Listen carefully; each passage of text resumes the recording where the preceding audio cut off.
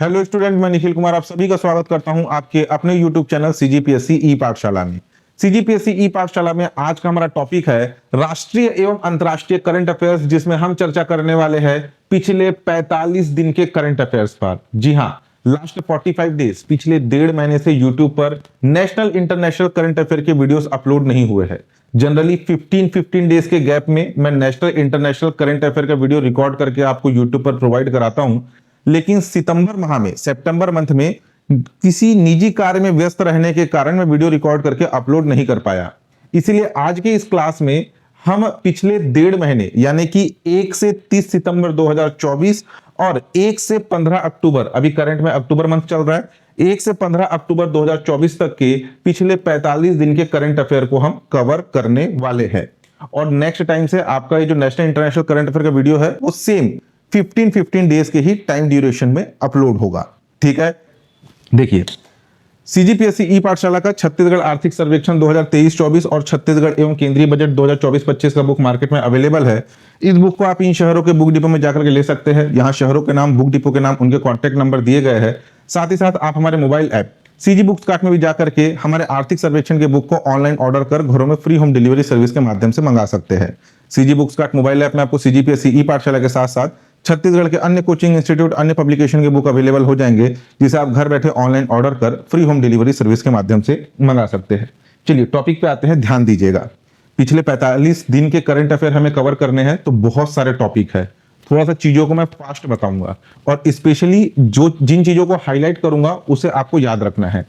पिछले 45 दिन में बहुत से इंपॉर्टेंट करंट अफेयर के टॉपिक बने हैं, बहुत से अवार्ड्स की घोषणा हुई है। ठीक है, बहुत से आपके पुरस्कारों की घोषणा हुई है, बहुत से नए मिशन की घोषणा हुई है, बहुत से नई योजनाओं की घोषणा हुई है, तो इंपॉर्टेंट है, इसे अच्छे से पढ़िएगा। ठीक, देखिए जनरली क्या होता है ना, स्टूडेंट आपके नेशनल इंटरनेशनल करंट अफेयर को उतना महत्व नहीं देते, उनका मेन फोकस होता है छत्तीसगढ़ करंट अफेयर्स पर। लेकिन आपको नेशनल इंटरनेशनल करंट अफेयर को भी उतना ही महत्व देना है जितना आप छत्तीसगढ़ करंट अफेयर को देते हैं। ठीक है, देखिए सबसे पहला हमारा टॉपिक है दादा साहब फाल्के पुरस्कार 2024। हाल ही में 70वीं नेशनल फिल्म अवार्ड सेरेमनी आयोजित की गई, जिसमें बॉलीवुड अभिनेता मिथुन चक्रवर्ती को दादा साहब फाल्के पुरस्कार 2024 से सम्मानित किया गया। ठीक है, देखिए दादा साहब फाल्के पुरस्कार 2024, यह सम्मान किस सेरेमनी में या किस समारोह में दिया गया पूछा जाए तो ध्यान देना, 70वीं नंबर की नेशनल फिल्म अवार्ड सेरेमनी में यह पुरस्कार मिथुन चक्रवर्ती को प्रदान किया गया। जनवरी 2024 में फिल्म अभिनेता मिथुन चक्रवर्ती को पद्मश्री पुरस्कार से भी सम्मानित किया गया था। यानी कि जो आपका 2024 चल रहा है साल, इसके जनवरी माह में मिथुन चक्रवर्ती को पद्मश्री पुरस्कार से भी सम्मानित किया गया था। मिथुन चक्रवर्ती एक लौते बॉलीवुड एक्टर है जिन्हें अपनी पहली फिल्म के लिए ही बेस्ट एक्टर का नेशनल अवार्ड मिला था। ठीक है, हर साल जो है आपके नेशनल फिल्म अवार्ड प्रदान किए जाते हैं, तो मिथुन चक्रवर्ती ने जैसे ही फिल्म इंडस्ट्री में अपना पहला कदम रखा और पहली फिल्म की, तो उस पहली फिल्म के लिए ही उन्हें बेस्ट एक्टर का नेशनल अवार्ड भी मिला था। इन्होंने 3 बार राष्ट्रीय फिल्म पुरस्कार, 2 बार फिल्म फेयर पुरस्कार भी जीता है, तो इनकी उपलब्धियों को भी याद रखिएगा। दादा साहब फाल्के पुरस्कार है क्या, इसका एक बैकग्राउंड हिस्ट्री, इससे रिलेटेड फैक्ट को भी याद रखना है। ये जो आपका दादा साहब फाल्के पुरस्कार है, ये भारत सरकार की ओर से दिया जाने वाला एक वार्षिक पुरस्कार है, एनुअली प्रदान किया जाता है, जो किसी व्यक्ति विशेष को भारतीय सिनेमा में उसके आजीवन योगदान के लिए यह पुरस्कार प्रदान किया जाता है। ठीक है, जीवन पर्यंत जो उसने योगदान दिया है फिल्म इंडस्ट्री में, उसे देखते हुए दादा साहब फाल्के पुरस्कार प्रदान किया जाता है। इस पुरस्कार का प्रारंभ दादा साहब फाल्के, एक व्यक्ति थे, दादा साहब फाल्के के जन्म शताब्दी वर्ष 1969 को 1969 से इस पुरस्कार की शुरुआत हुई। उस वर्ष राष्ट्रीय फिल्म पुरस्कार के लिए आयोजित 70वें, ठीक है, 17 नंबर के समारोह में इस पुरस्कार के दिए जाने की शुरुआत हुई। चीजों को समझना, हर साल जो है अलग अलग क्षेत्र में नेशनल फिल्म अवार्ड प्रदान किए जाते हैं, और जिस साल इस दादा साहब फाल्के पुरस्कार को प्रदान किए जाने की शुरुआत हुई, उस साल 17 नंबर का नेशनल फिल्म अवार्ड सेरेमनी आयोजित हो रहा था। अभी कौन सा है आपका 70 नंबर का, और जब यह दादा साहब फाल्के पुरस्कार दिए जाने की शुरुआत हुई, कब से हुई? जब इसका 17 नंबर 17वें नंबर का समारोह आयोजित हो रहा था। उस साल 1969 में दादा साहब फाल्के पुरस्कार दिए जाने की शुरुआत हुई। ऐसा व्यक्ति जिसने फिल्म जगत में, भारतीय सिनेमा में अपना आजीवन योगदान दिया है। और पहला दादा साहब फाल्के पुरस्कार किसे प्रदान किया गया? एग्जाम में पूछा गया, बहुत बार का प्रश्न है। तो अभिनेत्री देवकी रानी को पहला दादा साहब फाल्के पुरस्कार प्रदान किया गया था। इस पुरस्कार में 10 लाख रुपए नगद राशि और स्वर्ण कमल प्रतीक रूप में दिया जाता है। ठीक, ये सारे फैक्ट याद रखने हैं। मिथुन चक्रवर्ती को तो दादा साहब फाल्के पुरस्कार प्रदान किया गया, लेकिन जनवरी 2024 में इन्हें पद्मश्री से भी सम्मानित किया गया था। इस फैक्ट को भी आपको याद रखना है, ठीक है। और पहला पुरस्कार किसे मिला? देवकी रानी को। नेक्स्ट देखिए, ये है आपके एयर मार्शल अमरप्रीत सिंह, जो कि भारत के 47वें वायुसेना प्रमुख बने हैं, ठीक है। हमारे भारत में जो है आपकी 3 सेना है, एक है जल सेना, थल सेना और वायुसेना। वायुसेना के प्रमुख कौन है पूछा जाए तो 47वें नंबर के भारत के वायुसेना प्रमुख बने हैं एयर मार्शल अमरप्रीत सिंह। इनका नाम याद रखिएगा। जनरली जो सेना के प्रमुख नियुक्त होते हैं उससे भी एग्जाम में क्वेश्चन आते हैं। कौन से क्रमांक के है और नाम क्या है? 47वें नंबर के आपके वायुसेना प्रमुख है जिनका नाम है अमरप्रीत सिंह। ठीक, नेक्स्ट देखिए। नेक्स्ट है परम रुद्र सुपर कंप्यूटर। प्रधानमंत्री नरेंद्र मोदी जी ने 26 सितंबर 2024 को वर्चुअली यानी कि ऑनलाइन आकर के 3 परम रुद्र सुपर कंप्यूटर लॉन्च किया, ठीक है। परम रुद्र सुपर कंप्यूटर लॉन्च किया। इसके अलावा इन्होंने मौसम व जलवायु रिसर्च के लिए एक हाई परफॉर्मेंस कंप्यूटिंग सिस्टम भी लॉन्च किया है। ये जो आपका परम रुद्र सुपर कंप्यूटर है, भारत के national super computing mission NSM के तहत यह तैयार किया गया है, ठीक है। ये सुपर कंप्यूटर तैयार किया गया है, यह नेशनल सुपर कंप्यूटिंग मिशन के तहत तैयार किया गया है। इस मिशन के तहत पहला स्वदेशी रूप से असेंबल किया गया सुपर कंप्यूटर परम शिवाय 2019 में IIT भुवनेश्वर में स्थापित किया गया था, ठीक है। ध्यान समझना, अभी जो करंट में जो आपके सुपर कंप्यूटर बनाए जा रहे हैं वह नेशनल सुपर कंप्यूटिंग मिशन के तहत बनाए जा रहे हैं, जिसका पहला सुपर कंप्यूटर 2019 में परम शिवाय, जिसका नाम था परम शिवाय, IIT भुवनेश्वर में स्थापित किया गया। और जो अभी परम रुद्र सुपर कंप्यूटर जो है 3 अलग अलग स्थानों पर यह स्थापित किया गया है। देखिए, 3 सुपर कंप्यूटर को 3 जगह पर स्थापित किया गया है। एक है आपकी दिल्ली, दूसरा है पुणे और तीसरा है कलकत्ता, ठीक है। देखिए, प्रश्न पूछा जाएगा, हाल ही में प्रधानमंत्री नरेंद्र मोदी जी के द्वारा लॉन्च किए गए परम रुद्र सुपर कंप्यूटर निम्नलिखित में से किस एक स्थान पर स्थापित नहीं किया गया है? दिल्ली, पुणे, कलकत्ता और एक दे देगा मुंबई। तो ध्यान दीजिएगा, दिल्ली, पुणे, कलकत्ता में 3 जो आपके हाल ही में लॉन्च किए गए परम रुद्र सुपर कंप्यूटर है, इन 3 स्थान पर स्थापित किए गए हैं। देखिए, ये जो आपका यह परियोजना नेशनल सुपर कंप्यूटिंग मिशन का हिस्सा है, जिसका उद्देश्य शिक्षा, शोध, MSMES और स्टार्टअप जैसे क्षेत्र में भारत के सुपर कंप्यूटिंग इंफ्रास्ट्रक्चर को मजबूत बनाना है। दूसरा इंपॉर्टेंट फैक्ट, परम 8000 भारत का पहला सुपर कंप्यूटर था। यह भी क्वेश्चन एग्जाम में आता है कि भारत के पहले सुपर कंप्यूटर का नाम क्या था? परम 8000। परम 8000 भारत का पहला सुपर कंप्यूटर था।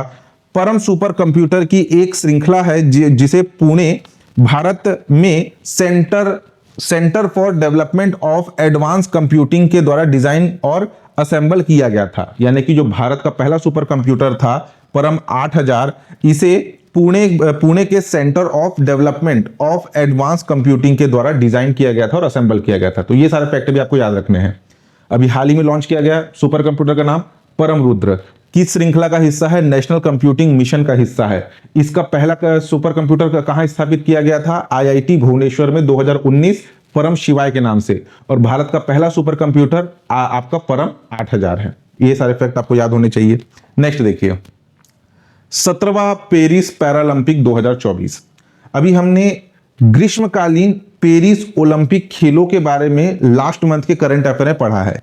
यह है आपका पैरालंपिक्स ओलंपिक गेम्स, ठीक है। पैरालंपिक का मतलब हैंडीकैप, जो आपके दिव्यांग है, जो विकलांग है, विकलांग खिलाड़ियों का ओलंपिक गेम्स। ठीक, पहला इंपॉर्टेंट फैक्ट तो आपको ये याद होना चाहिए कि ये जो आपका पेरिस में जो पैरालंपिक आयोजित हुआ 2024, यह इसका कौन सा संस्करण है? 17वां नंबर, 17वां नंबर का पेरिस पैरालंपिक 2024। क्या होता है, कई बार कथन आधारित प्रश्न पूछते हैं तो इस यहां पे 17 की जगह 15वां कर देगा या यहां पे 17 की जगह 16वां कर देगा, तो पूरा याद होना चाहिए 17वें नंबर का था, 17वां पेरिस पैरालंपिक 2024। इसका आयोजन कब से कब हुआ? 28 अगस्त से लेकर के 8 सितंबर 2024 तक इस पेरिस पैरालंपिक का आयोजन हुआ। इसका आयोजन फ्रांस की राजधानी पेरिस में हुआ।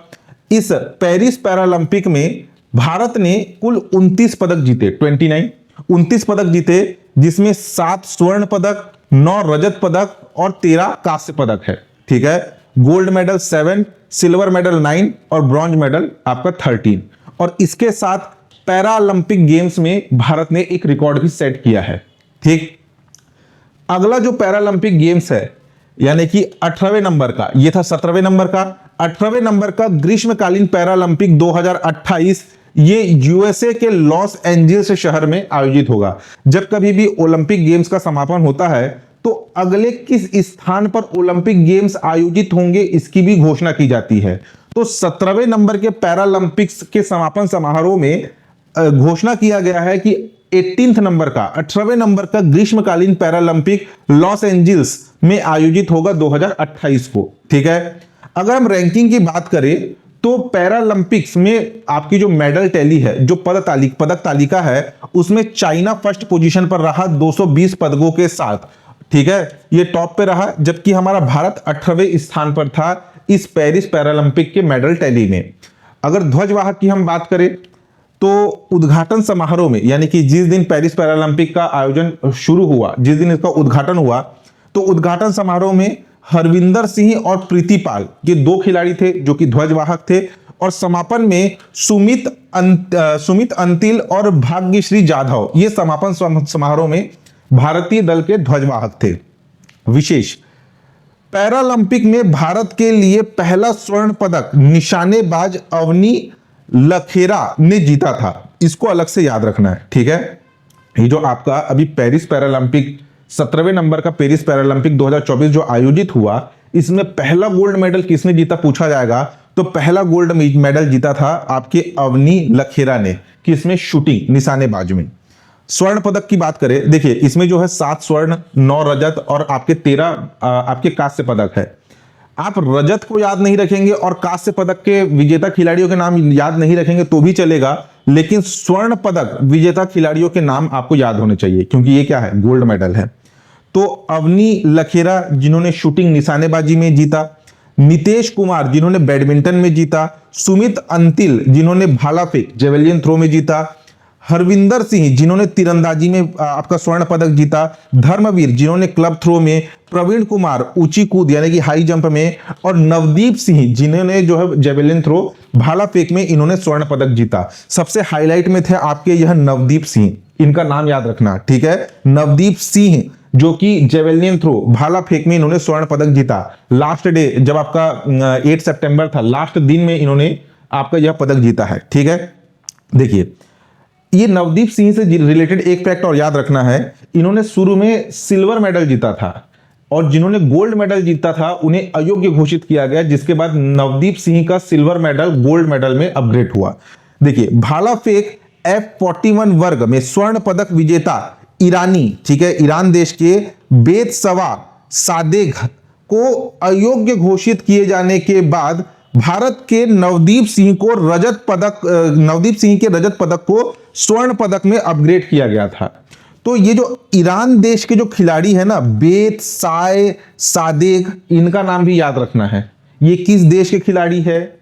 इन्हें अयोग्य घोषित किया गया और इनके अयोग्य घोषित होने के बाद आपका नवदीप सिंह का जो सिल्वर मेडल है उसे गोल्ड मेडल में अपग्रेड किया गया। ठीक, नेक्स्ट देखिए 23वां लॉ कमीशन ऑफ इंडिया यानी कि विधि आयोग, हाल ही में राष्ट्रपति द्रौपदी मुर्मू जी के द्वारा 2 सितंबर 2024 को 23वें लॉ कमीशन ऑफ इंडिया यानी कि विधि आयोग के गठन की मंजूरी दे दी गई है। इस लॉ कमीशन ऑफ इंडिया का जो मुख्यालय है ये है आपका नई दिल्ली, और ये जो लॉ कमीशन है इसका कार्यकाल रहेगा 1 सितंबर 2024 से लेकर के 31 अगस्त 2027 तक। ठीक है, 24 से लेकर 27 तक, यानी कि अगले 3 साल का इसका कार्यकाल होगा। कार्यकाल जो आपके येलो कलर में मैंने हाईलाइट करके लिखा हुआ है उसे याद रखना। एक तो 23वें नंबर का विधि आयोग है और इसका कार्यकाल 1 सितंबर 2024 से 31 अगस्त 2027 तक इसका कार्यकाल होगा। इसमें 5 सदस्य होते हैं, एक पूर्णकालिक अध्यक्ष होता है और सदस्य सचिव सहित 4 पूर्णकालीन सदस्य होते हैं। अगर इसमें सदस्यों की योग्यताओं की हम बात करें तो सुप्रीम कोर्ट और हाई कोर्ट के रिटायर्ड जज इसके अध्यक्ष और सदस्य बनाए जाते हैं। अगर हम लॉ कमीशन या विधि आयोग के इतिहास के बारे में बात करें तो ब्रिटिश काल में प्रथम विधि आयोग की स्थापना 1834 में लॉर्ड थॉमस बबिंगटन मैकाले की अध्यक्षता में की गई थी, और स्वतंत्र भारत का यानी कि स्वतंत्रता के पश्चात 1947 के पश्चात स्वतंत्रता के बाद भारत में वर्ष 1955 में पहला लॉ कमीशन स्थापित किया गया था। विधि आयोग जो है यह एक कार्यकारी निकाय है। क्या है? कार्यकारी निकाय है। विधि आयोग न तो संवैधानिक निकाय है और न ही वैधानिक, यानी कि संविधान के किसी भी अनुच्छेद में विधि आयोग का उल्लेख नहीं है। ये क्या है? एक कार्यकारी निकाय है, संवैधानिक निकाय नहीं है। ठीक है, इसे याद रख लेना। नेक्स्ट देखिए, नोबेल पुरस्कार। नोबेल पुरस्कार से एक क्वेश्चन कंफर्म है आगामी सभी एग्जाम में। ठीक है, क्योंकि ये हाईलाइटेड है। एक तो पीएससी के एग्जाम होंगे उसमें नोबेल पुरस्कार से क्वेश्चन आएगा। क्वेश्चन किस प्रकार से आएगा आपका? देखिए, नोबेल पुरस्कार जो है कुल 6 क्षेत्र में दिए जाते हैं। एक तो फिजिक्स, केमिस्ट्री, बायो यानी कि चिकित्सा, और फिर है आपका इकोनॉमिक्स यानी कि अर्थशास्त्र, एक है साहित्य और एक है शांति। तो पहला प्रश्न तो यही आएगा कि नोबेल पुरस्कार कुल कितने क्षेत्र में प्रदान किए जाते हैं? तो 6 क्षेत्र में प्रदान किए जाते हैं। दूसरा, मैच द फॉलोइंग करके आएगा। एक तरफ नोबेल पुरस्कार की श्रेणी दे देगी, यानी कि आपका रसायन क्षेत्र, भौतिक क्षेत्र, चिकित्सा क्षेत्र, शांति क्षेत्र, और दूसरे तरफ आपके जो विजेता है जिन्हें पुरस्कार प्रदान किया गया उनके नाम दे देगा, और सुमेलित कीजिए करके आएगा, या असत्य युग में पहचानिए करके आएगा। तो ऐसे मल्टीपल क्वेश्चन बन सकते हैं नोबेल पुरस्कारों से।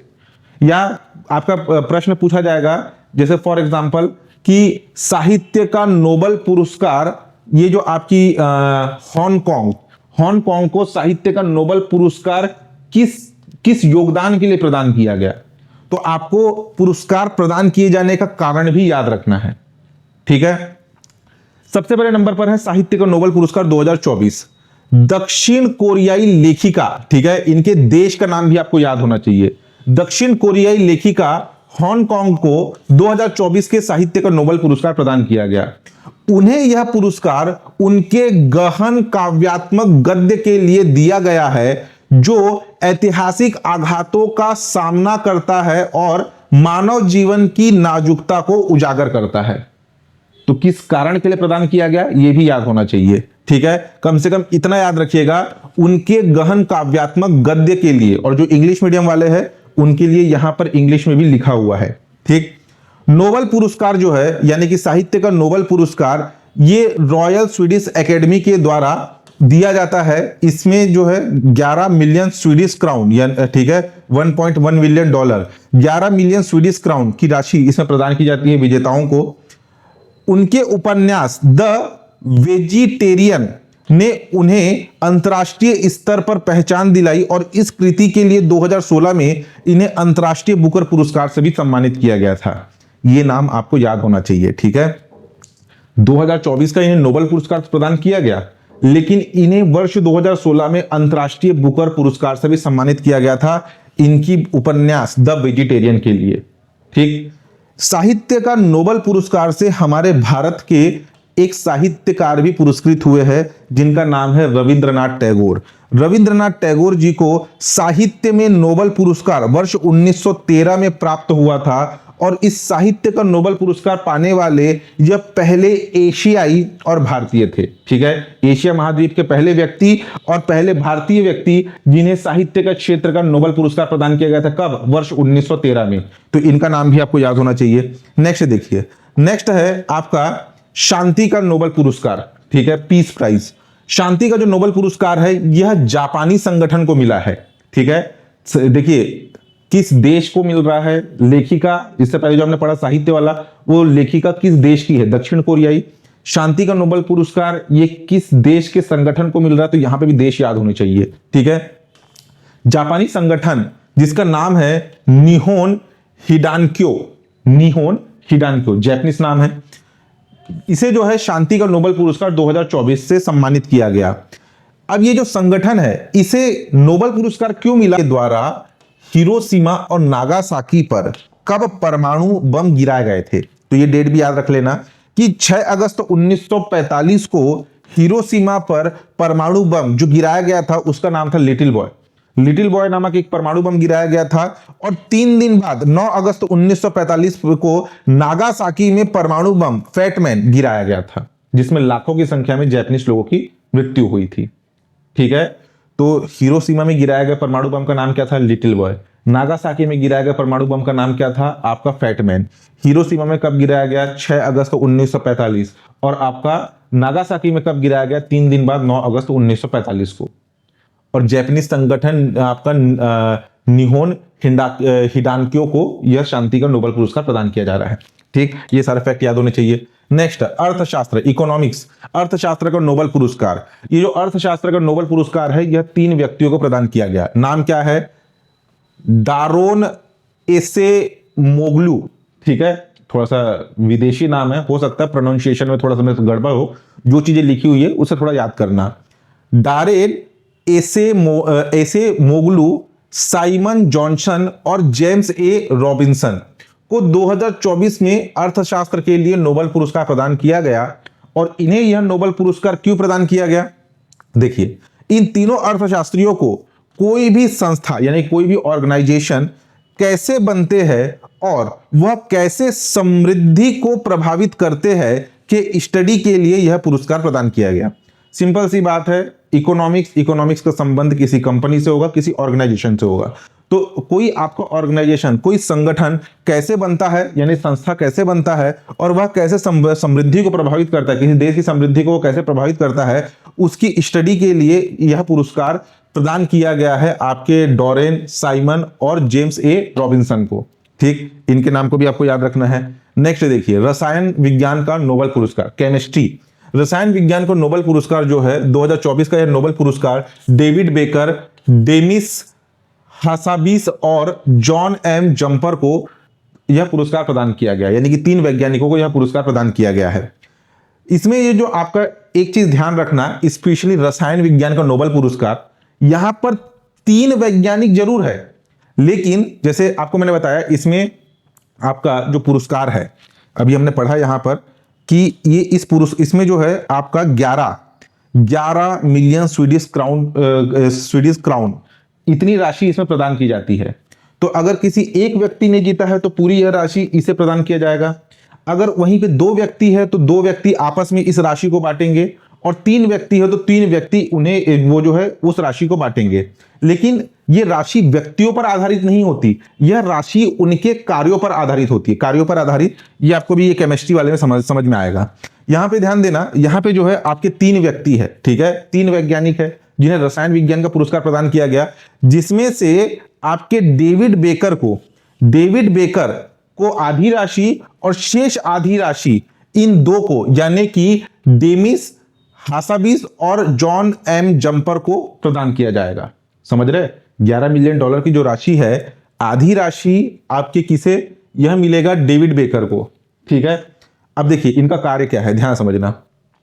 डेविड बेकर को कंप्यूटेशनल प्रोटीन डिजाइन के लिए, इनका अलग योगदान है रसायन विज्ञान में, कंप्यूटेशनल प्रोटीन डिजाइन के लिए पुरस्कार मिलेगा, जबकि डेमिस हासाबिस और जॉन जंपर को प्रोटीन स्ट्रक्चर की भविष्यवाणी के लिए, यानी कि इन दोनों ने एक क्षेत्र में कार्य किया और डेविड जंपर ने अकेले एक क्षेत्र में कार्य किया है। डेविड जंपर को कंप्यूटेशन प्रोटीन डिजाइन के लिए और डेमिस हासाबिस और जॉन जंपर को प्रोटीन स्ट्रक्चर की भविष्यवाणी के लिए यह पुरस्कार प्रदान किया जाएगा। रॉयल स्वीडिश एकेडमी ने बताया कि इस साल रसायन विज्ञान का नोबेल पुरस्कार 2 हिस्सों में दिया जा रहा है। एक हिस्सा डेविस बेकर को और दूसरे आधे हिस्से को संयुक्त रूप से डेविस हासाबिस और जॉन एम जंपर इन्हें जो है साझा करेंगे। तो इसे भी याद रखना, ठीक है। इसमें अलग से हाईलाइट करके बताया गया है कि 3 में से एक राशि जो है कौन रख रहा है, आपका बेकर रख रहा है, और बाकी राशि जो है आपका हासाबीज और जंपर ये साझा कर रहे हैं, ठीक है। नेक्स्ट देखिए, भौतिक विज्ञान का नोबेल पुरस्कार। भौतिक विज्ञान का जो नोबेल पुरस्कार है यानी कि फिजिक्स का नोबेल पुरस्कार जॉन जे हॉपफील्ड और जेफरी ई हिंटन को आपका भौतिकी का नोबेल पुरस्कार प्रदान किया जाएगा। अगर आप देख रहे होंगे तो मैक्सिमम लोगों का नाम आपका जे से ही आ रहा है, ठीक है, तो इसको लेकर कंफ्यूजन मत रखिएगा। हो सके तो इनके सरनेम से इन्हें याद रखिएगा, हिंटन, आपका हॉपफील्ड, ऐसे करके इनके नाम को याद रखिएगा। Royal Swedish academy of science ने फिजिक्स का नोबेल पुरस्कार की घोषणा की है। इन्हें ये जो पुरस्कार है कृत्रिम तंत्रिका नेटवर्क यानी कि आर्टिफिशियल इंटेलिजेंस एआई, अभी वर्तमान का दौर एआई का है, एआई के साथ मशीन लर्निंग को सक्षम करने वाली मूलभूत खोजों और भविष्यवाणियों के लिए दिया जा रहा है, ठीक, इंपॉर्टेंट है, इसे याद रखना। इसमें ये जो आपका जेफरी है, ठीक है, इन जेफरी को ये आपका जॉन जे हॉपफील्ड और जेफरी ई हिंटन को आपका एआई का गॉडफादर कहा जाता है। एआई का गॉडफादर, देखिए एआई का जनक किसे कहा जाता है पूछा जाए, आर्टिफिशियल इंटेलिजेंस एआई का जनक तो वो है आपके जॉन मैकार्थी। इसने जो है एआई की शुरुआत की, लेकिन गॉडफादर इन्हें कहा जा रहा है। गॉडफादर क्यों? क्योंकि इन्होंने एआई में यानी कि आर्टिफिशियल इंटेलिजेंस में काफी डीप में जाकर के रिसर्च किया, तो इस फैक्ट को भी याद रखना है। नेक्स्ट देखिए, नेक्स्ट है आपका अच्छा अर्थशास्त्र का नोबेल पुरस्कार। अर्थशास्त्र का नोबेल पुरस्कार हो चुका है ना, उसके आगे देखिए नेक्स्ट है आपका फिजियोलॉजी या चिकित्सा क्षेत्र का नोबेल पुरस्कार, ठीक है। विक्टर एम्ब्रोस और गैरी रूबकुन को संयुक्त रूप से 2024 का फिजियोलॉजी नोबेल पुरस्कार से सम्मानित किया गया। आपके कैरोलिंस्का इंस्टीट्यूट, देखिए अभी तक जो पुरस्कार है ये रॉयल एकेडमी प्रदान कर रही थी, लेकिन ये चिकित्सा का जो नोबेल पुरस्कार है कौन प्रदान कर रहा है? ये प्रदान कर रहा है कैरोलिंस्का इंस्टीट्यूट, ठीक, नीचे यहां पर भी लिखा होगा। कैरोलिंस्का इंस्टीट्यूट ने नोबेल पुरस्कार की घोषणा की आपके सोमवार को यानी कि 7 अक्टूबर को, सबसे पहले इसी पुरस्कार की घोषणा हुई थी।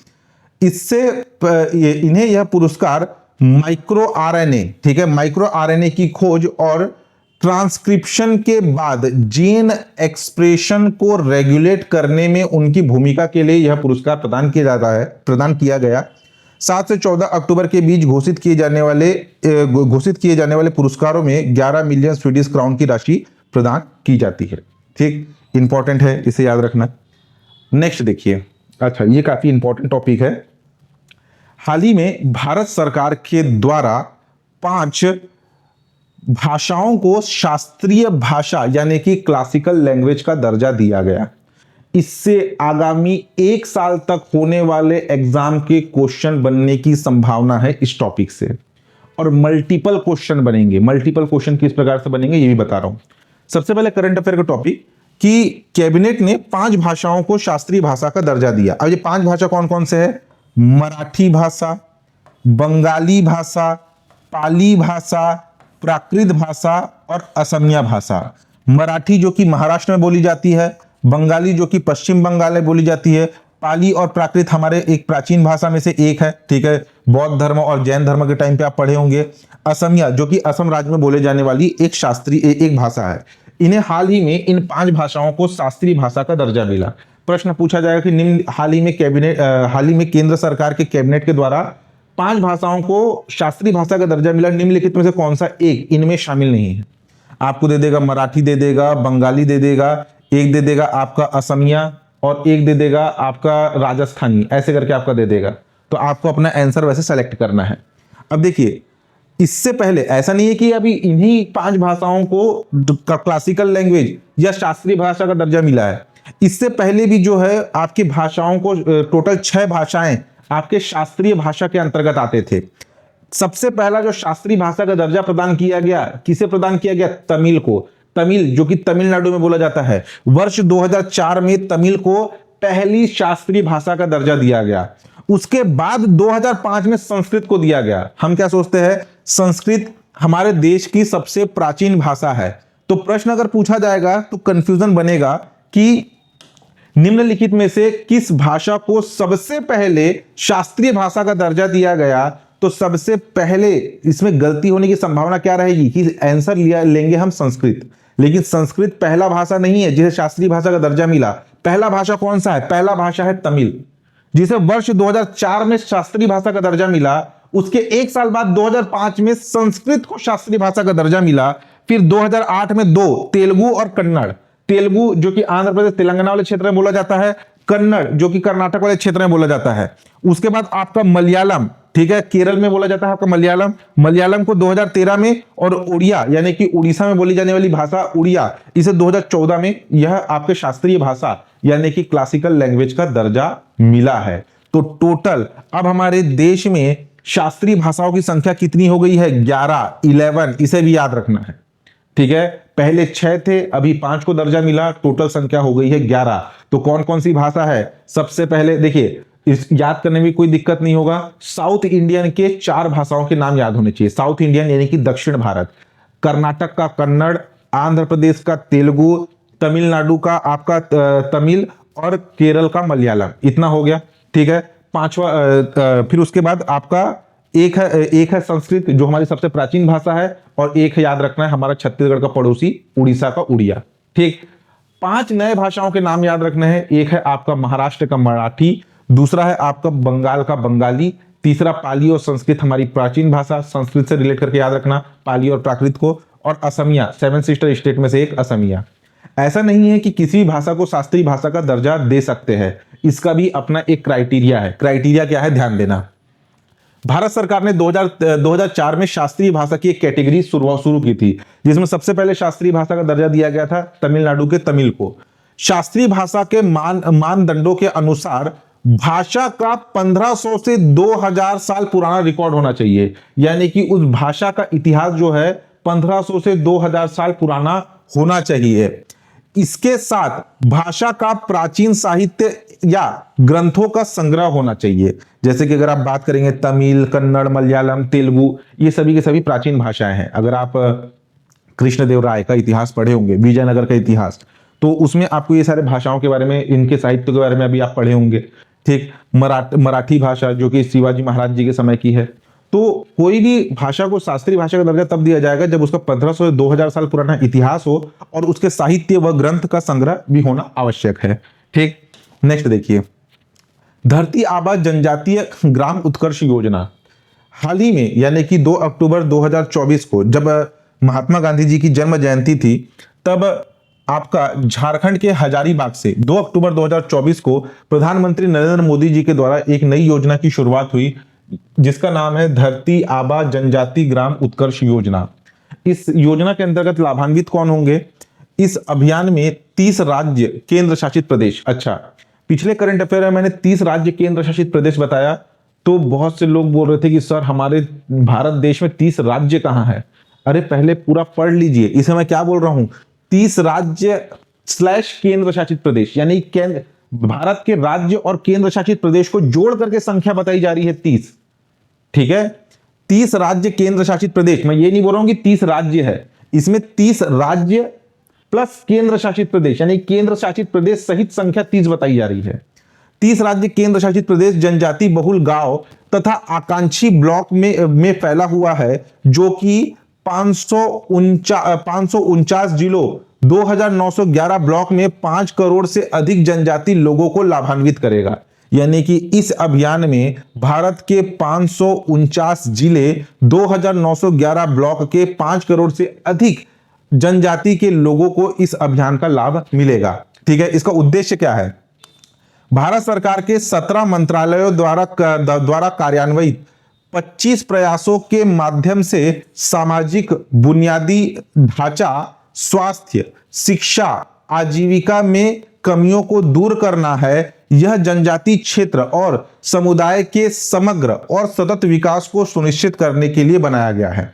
जैसे कि मान लीजिए अलग अलग मंत्रालय के अलग अलग कार्य है, जैसे कि आपका सड़क निर्माण विभाग हो गया, कृषि विभाग हो गया, ठीक है, जल विभाग हो गया। तो इन सब का फोकस आपका ग्रामीण क्षेत्र में और शहरी क्षेत्र में होता है। लेकिन अब धरती आबा जनजाति ग्राम उत्कर्ष योजना के तहत क्या किया गया है, इन मंत्रालयों के माध्यम से अब जनजाति क्षेत्रों का भी विकास किया जाएगा, यानी कि उनके विकास पर भी ध्यान दिया जाएगा। जिसमें बुनियादी ढांचा का विकास, स्वास्थ्य का विकास, शिक्षा का विकास, आजीविका कमियों को दूर करना, ये सारे कार्य किए जाएंगे। तो शुरुआत किस डेट को हुआ? 2 अक्टूबर 2024 महात्मा गांधी जी के जन्म जयंती के अवसर पर झारखंड के हजारीबाग से। ठीक, हमारे छत्तीसगढ़ के बलरामपुर में भी वर्चुअली शामिल हुए थे इस अभियान के उद्घाटन के दिन। ठीक, रेमन मैग्सेसे पुरस्कार, ये जो रेमन मैग्सेसे पुरस्कार है, इसे एशिया का नोबेल पुरस्कार कहा जाता है। जैसे अभी हमने नोबेल पुरस्कारों के बारे में पढ़ा, वैसे ही एशिया महाद्वीप का नोबेल पुरस्कार कहा जाता है Ramon Magsaysay award. Ramon Magsaysay award से इस साल 5 हस्तियों को सम्मानित किया गया। 5 हस्ती कौन कौन है? हायाओ मियाजाकी जो कि जापान से है, भूटान के कर्मा फुंत्शो, उसके बाद थाईलैंड के रूरल डॉक्टर मूवमेंट को, एक संस्था है रूरल डॉक्टर मूवमेंट, वियतनाम के गुवेन थी नोगोक फुओंग को, और इंडोनेशिया के फारवीजा फरहान को यह रेमन मैग्सेसे पुरस्कार से सम्मानित किया गया है। देखिए, पहला रेमन मैग्सेसे पुरस्कार वर्ष 1958 को दिया गया था। इस पुरस्कार का नाम फिलीपींस के पूर्व राष्ट्रपति रेमन डेल फिएरो मैग्सेसे के नाम पर रखा गया है, जिन्होंने 1957 को जिनकी 1957 को विमान दुर्घटना में मृत्यु हो गई थी। यह पुरस्कार निस्वार्थ सेवा की महान भावना से काम करने वाले लोगों को यह पुरस्कार प्रदान किया जाता है। ठीक है, इन 5 के नाम याद रखिएगा। इससे भी रेमन मैग्सेसे पुरस्कार से भी क्वेश्चन आते हैं। प्रश्न पूछ देगा, किसी एक देश का नाम दे देगा कि इस देश के किस व्यक्ति को रेमन मैग्सेसे पुरस्कार से सम्मानित किया गया। ठीक, नेक्स्ट देखिए, श्वेत क्रांति 2.0। श्वेत क्रांति 19 सितंबर 2024 को अमित शाह, जो कि हमारे देश के सहकारिता मंत्री भी है, अमित शाह जी के द्वारा श्वेत क्रांति, ठीक है, व्हाइट रिवॉल्यूशन 2.0 की शुरुआत की गई।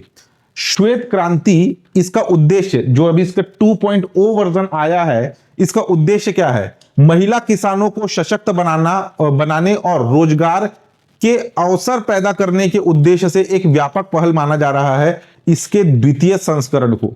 ठीक, इस आपके श्वेत क्रांति 2.0 के अंतर्गत लक्षित क्षेत्र क्या क्या होंगे? इस कार्यक्रम में 4 प्रमुख क्षेत्रों पर ध्यान केंद्रित किया जाएगा। इसमें महिला किसानों को सशक्त बनाना पहला एक क्षेत्र, स्थानीय दूध उत्पादन को बढ़ावा देना दूसरा, डेयरी बुनियादी ढांचे को मजबूत करना तीसरा, डेयरी निर्यात को बढ़ावा देना, इन 4 क्षेत्रों पर मेन ध्यान दिया जाएगा। लक्ष्य, डेयरी सहकारी समितियों द्वारा पहल के 5वें वर्ष के अंत तक प्रतिदिन 100 मिलियन किलोग्राम दुग्ध की खरीदी को सक्षम करना, इसका लक्ष्य है श्वेत क्रांति 2.0 का। ठीक है, देखिए, ये जो आपका श्वेत क्रांति है ना, ये डेयरी उत्पादन से, यानी कि मुख्य रूप से दुग्ध उत्पादन से संबंधित है। विशेष बात करें, देखिए ये क्या है, इसका द्वितीय वर्जन है। श्वेत क्रांति की शुरुआत भारत में 1970 में श्वेत क्रांति की शुरुआत हुई थी। दुनिया के सबसे बड़े डेयरी विकास कार्यक्रम के नेतृत्वकर्ता, यानी कि श्वेत क्रांति के जनक माने जाते हैं डॉक्टर आपका वर्गीज कुरियन। ठीक, इस क्रांति को ऑपरेशन फ्लड के नाम से भी जाना जाता है। श्वेत क्रांति को ऑपरेशन फ्लड के नाम से भी जानते हैं। भारत विश्व का शीर्ष दुग्ध उत्पादक है। बुनियादी पशुपालन सांख्यिकी 2023 के अनुसार शीर्ष 5 दुग्ध उत्पादक राज्यों की अगर हम बात करें तो पहले नंबर पर है उत्तर प्रदेश, सेकंड पे राजस्थान, तीसरे पे मध्य प्रदेश, चौथे पे गुजरात और 5वें पे है आपका आंध्र प्रदेश। ठीक है, भारत विश्व का सबसे बड़ा दुग्ध उत्पादक देश है। नेक्स्ट देखिए, फेरो स्क्रैप निगम लिमिटेड, ये हमारे छत्तीसगढ़ से रिलेटेड भी करंट अफेयर है। सबसे पहले समझ लीजिए, फेरो स्क्रैप, स्क्रैप का मतलब क्या होता है? कचरा, और फेरो का मतलब होता है आयरन। सीधे साधारण शब्दों में जो स्टील प्लांट है, स्टील प्लांट में जो आयरन और लौह अयस्क लाए जाते हैं उसको पिघला करके स्टील बनाया जाता है, लेकिन पिघलाने के दौरान बहुत से स्लैग, बहुत से अशुद्धियां बाहर आती है। तो आयरन ओर से बची हुई अशुद्धियां, स्टील बनाने के दौरान जो अशुद्धियां बचती है, उन अशुद्धियों का भी उपयोग करके कुछ प्रोडक्ट बनाया जाए, इसके लिए स्थापित किए जाते हैं फेरो स्क्रैप लिमिटेड निगम लिमिटेड। ये फेरो स्क्रैप निगम लिमिटेड उस सभी स्थान पर स्थापित होंगे जहां पर सेल का संयंत्र है। Steel authority of India limited, हमारा जो भिलाई स्टील प्लांट है बीएसपी, दुर्ग जिले के भिलाई शहर में स्थित है, यह भी सेल का एक संयंत्र है। सेल का संयंत्र केवल हमारे छत्तीसगढ़ में ही नहीं, भारत के अलग अलग राज्यों में है। एक आपका सेल सेलम है, ठीक है, दुर्गापुर है, ऐसे अलग अलग जो है क्षेत्र में सेल के यूनिट मौजूद है। तो जहां पर सेल का यूनिट होगा वहां पर उसके बगल में एक फेरो स्क्रैप निगम लिमिटेड की भी स्थापना की जाती है, ताकि स्टील निर्माण के बाद जो आपका अशुद्धियां बचती है आयरन ओर की, उसका भी उपयोग करके कुछ प्रोडक्ट बनाया जा सके। इतना समझ में आया? नाम से स्पष्ट है, फेरो स्क्रैप लिमिटेड। हाल ही में चर्चा में क्यों आया? क्योंकि भारत सरकार यानी कि केंद्र सरकार फेरो स्क्रैप निगम लिमिटेड FSNL को 320 करोड़ रुपए में एक जापानी कंपनी है जिसका नाम क्या है, कोनोइक ट्रांसपोर्ट कंपनी लिमिटेड को बेचने की मंजूरी दी है। यानी कि एक जापानीज कंपनी को बेच रही है इस फेरो स्क्रैप निगम लिमिटेड को। फेरो स्क्रैप निगम लिमिटेड की स्थापना 1979 में केंद्रीय इस्पात मंत्रालय के तहत MSTC लिमिटेड यानी कि metal scrap trade corporation limited की एक सहायक कंपनी के तौर पर किया गया। जैसे कि BSP सेल के अंतर्गत एक यूनिट है, ठीक है, वैसे ही फेरो स्क्रैप लिमिटेड जो है ये MSTC यानी कि मेटल स्क्रैप ट्रेड कॉर्पोरेशन की एक सहायक कंपनी है। इस कंपनी का मुख्यालय हमारे छत्तीसगढ़ में, अलग अलग क्षेत्र में तो फेरो स्क्रैप लिमिटेड है लेकिन इसका मेन मुख्यालय कहां है? मेन मुख्यालय हमारे छत्तीसगढ़ के भिलाई शहर में, ठीक। MSTC लिमिटेड भारत सरकार की इस्पात मंत्रालय के अधीन एक मिनी रत्न श्रेणी की सार्वजनिक क्षेत्र का एक कंपनी है। इसकी स्थापना यानी कि MSTC की स्थापना वर्ष 1964 9 सितंबर 1964 को लौह कबाड़ यानी कि स्क्रैप के निर्यात को नियंत्रित करने के उद्देश्य से की गई थी। जो फेरो स्क्रैप निगम लिमिटेड विभिन्न इस्पात संयंत्रों के लोहा और इस्पात बनने के दौरान उत्पन्न स्लैग और कचरे से स्क्रैप की रिकवरी और रिसाइकलिंग में माहिर है, ठीक है। यह है आपका फेरो स्क्रैप निगम लिमिटेड जिसे जापान की एक कंपनी को बेच दिया गया है, इसको मंजूरी मिल गई है। नेक्स्ट, राष्ट्रीय खाद्य तेल तिलहन मिशन हाल ही में घोषणा हुई है NMEO ऑयल शीट, जिसका फुल फॉर्म है national mission on edible oils oil sheets, ठीक है। भारत को खाद्य तेलों के मामले में आत्मनिर्भर बनाने के लिए इसकी शुरुआत की गई है। इस मिशन को आपका इस वित्तीय वर्ष 2024-25 से 2030-31 तक 7 साल की अवधि के लिए लागू किया जाएगा। इसकी मंजूरी के बाद आपका रेपसीड, सरसों, मूंगफली, सोयाबीन, सूरजमुखी, तिल जैसी प्रमुख प्राथमिक तिलहन फसलों के उत्पादन को बढ़ाया जाएगा।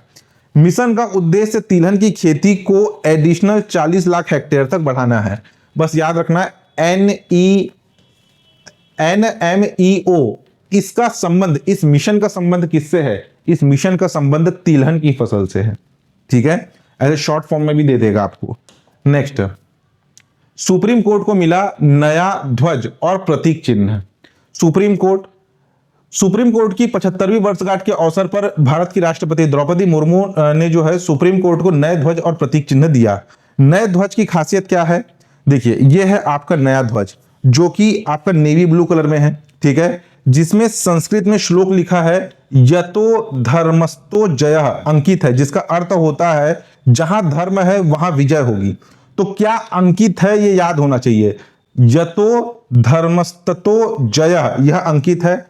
और ध्वज के शीर्ष पर अशोक चक्र है, मध्य में सुप्रीम कोर्ट की इमारत और निचले भाग में संविधान की किताब को दर्शाया गया है, ठीक है। ये इसका प्रतीक चिन्ह भी है। ये जो ध्वज दिख रहा है, इस ध्वज में भी यही सिंबल है। इस ध्वज में अगर आप देखेंगे तो यहां पर अशोक चक्र है, ये सुप्रीम कोर्ट बना हुआ है और ये संविधान की किताब है। नीचे लिखा हुआ है यतो धर्मस्तो जयः, ठीक। तो किस कलर में फ्लैग है, उस फ्लैग में क्या लिखा है, उस फ्लैग में क्या क्या प्रतीक है, यानी कि सुप्रीम कोर्ट का सिंबल है, अशोक चक्र है, संविधान की किताब है, ये सारी चीजों को याद रख लेना, ठीक। स्वच्छ वायु सर्वेक्षण 2024, ठीक है, एयर सर्वेक्षण की बात हुई, एयर सर्वे की बात हो रही है। इस 2024 में इस स्वच्छ वायु सर्वेक्षण में सूरत पहले नंबर पर रहा। सूरत को स्वच्छ वायु सर्वेक्षण 2024 में भारत के सबसे स्वच्छ वायु गुणवत्ता वाला शहर घोषित किया गया। मध्य प्रदेश की जबलपुर दूसरे स्थान पर रहा और उत्तर प्रदेश का आगरा तीसरे स्थान पर रहा। आपको इतना ही याद रखना है, बाकी फैक्ट को आप रीड कर सकते हैं। लेकिन फर्स्ट में कौन रहा? सूरत, सेकंड में जबलपुर मध्य प्रदेश और थर्ड में रहा आगरा उत्तर प्रदेश, ठीक है।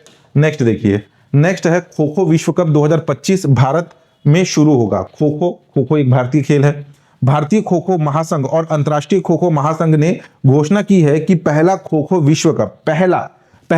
विश्व कप 2025 में भारत में आयोजित किया जाएगा। इस आयोजन में 6 महाद्वीप के 24 देश भाग लेंगे, जिसमें 16 पुरुष और इतनी ही महिला टीमें भाग लेगी। तो पहला खो खो आपका जो पहला खो खो विश्व कप कब आयोजित हो रहा है? अगले साल 2025 में, और उसकी मेजबानी कौन कर रहा है? हमारा भारत देश।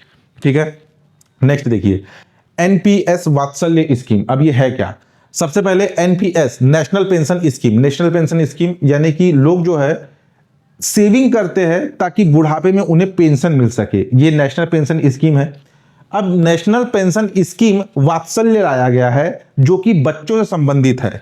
18 सितंबर 2024 को इसकी शुरुआत की गई। नेशनल पेंशन स्कीम यानी कि एनपीएस के तहत ही इसे डिजाइन किया गया है। इसका उद्देश्य नेशनल पेंशन स्कीम वात्सल्य को बच्चों के बड़े होने पर उनकी फाइनेंशियल सिक्योरिटी एंश्योर करने में मदद करने के लिए डिजाइन किया गया है। ठीक है, जैसे आज के डेट में जो महंगाई बढ़ रही है, तो बच्चे जब बड़े हो जाए, जब मेच्योर हो जाए, 18 साल पूरे हो जाए, तो फाइनेंशियल सिक्योरिटी उनकी एंश्योर हो सके, इसके लिए नेशनल पेंशन स्कीम के तहत वात्सल्य स्कीम लाई गई है। नेशनल पेंशन वात्सल्य स्कीम माता पिता बच्चों की ओर से निवेश कर सकते हैं और बालिग होने पर अकाउंट रेगुलेशन एनपीएस में बदल जाएगा। ठीक है, नॉर्मल जो आपका एनपीएस नेशनल पेंशन स्कीम है उसमें बदल जाएगा। विशेष बच्चे 18 साल होने पर एनपीएस वात्सल्य को आपके नॉन एनपीएस स्कीम में भी बदला जा सकता है। Regular NPS scheme retirement fund यानी कि जब जो आपका रेगुलर जो आपका एनपीएस स्कीम है, नॉर्मल जो स्कीम है, इसमें रिटायरमेंट के बाद जो पैसा मिलता है वो उसके लिए पहले से निवेश करना होता है इस स्कीम में। माता पिता बच्चों के नाम पर एनपीएस खाते में सालाना 1000 रुपए की न्यूनतम राशि निवेश कर सकते हैं और वहीं 18 साल की उम्र के बाद बच्चा खुद इस खाते को संभाल सकता है। तो वात्सल्य स्कीम का संबंध किससे है? एनपीएस वात्सल्य स्कीम का संबंध ये है आपके बच्चों को फाइनेंशियली सिक्योर करने से है। ठीक है, ये एक निवेश स्कीम है। नेक्स्ट देखिए, श्री विजयपुरम भारत सरकार ने केंद्र शासित प्रदेश अंडमान निकोबार द्वीप समूह की जो राजधानी है पोर्ट ब्लेयर, इसका नाम बदल करके श्री विजयपुरम रखा है। ठीक है, पोर्ट ब्लेयर जो कि अंडमान निकोबार द्वीप समूह जो कि केंद्र शासित प्रदेश है उसकी राजधानी है। इस पोर्ट ब्लेयर का नाम परिवर्तित करके रख दिया गया है श्री विजयपुरम। ठीक है, अगर हम इस पोर्ट ब्लेयर या श्री विजयपुरम के इतिहास की बात करें तो यह वही स्थान है जहां पर नेताजी सुभाष चंद्र बोस ने देश में सबसे पहले तिरंगा फहराया था और यहीं के जो आपका सेल्युलर जेल है, सेल्युलर जेल में वीर सावरकर समेत अन्य स्वतंत्रता सेनानियों को कई साल सजा के तौर पर उन्होंने बिताया था। आपके जो वीर सावरकर है इनके नाम से तो आप परिचित होंगे। ठीक, इससे पहले प्रधानमंत्री नरेंद्र मोदी जी ने आपके 23 जनवरी 2023 को नेताजी सुभाष चंद्र बोस की 126वीं जन्म जयंती पर अंडमान निकोबार आइलैंड के 21 द्वीपों का नाम परमवीर चक्र विजेताओं के नाम पर करने का फैसला लिया था और 28 जनवरी 2018 को अंडमान निकोबार के जो आइलैंड है, ठीक है, जैसे कि आपका हैवलॉक आइलैंड, इसका नाम परिवर्तित करके स्वराज द्वीप रखा गया था। नील आइलैंड इसका नाम परिवर्तित करके शहीद द्वीप रखा गया था और रॉस आइलैंड इसका नाम परिवर्तित करके नेताजी सुभाष चंद्र द्वीप नाम रखा गया। तो इन द्वीपों के नाम को भी याद रखना। हैवलॉक का नाम स्वराज द्वीप है, आपके नील आइलैंड का नाम शहीद द्वीप है और रॉस आइलैंड का नाम क्या है? नेताजी सुभाष चंद्र बोस द्वीप। और पोर्ट ब्लेयर का नाम परिवर्तित होकर हो गया है क्या? श्री विजयपुरम। ठीक है, नेक्स्ट देखिए, वंदे मेट्रो का नाम बदलकर नमो भारत रैपिड रेल रखा गया। जैसे कि वंदे भारत एक्सप्रेस है, एक्सप्रेस क्या है? ट्रेन है। अब उसी का वर्जन आया है मेट्रो। ठीक है, मेट्रो जो है इंटरसिटी शहरों के बीच में चलता है, एक्सप्रेस एक राज्य से दूसरे राज्य में चलता है। मेट्रो ट्रेन से आप सभी परिचित है ना, तो वैसे ही वंदे भारत एक्सप्रेस के ही एक वर्जन लाया गया है, वंदे भारत मेट्रो। तो वंदे भारत मेट्रो नहीं, इसका नाम रखा गया था वंदे मेट्रो, वंदे भारत नहीं था। ठीक है, वंदे मेट्रो इसका नाम रखा गया था। तो वंदे मेट्रो का भी नाम परिवर्तित करके रख दिया गया नमो भारत रैपिड रेल। क्या रख दिया गया? नमो भारत रैपिड रेल।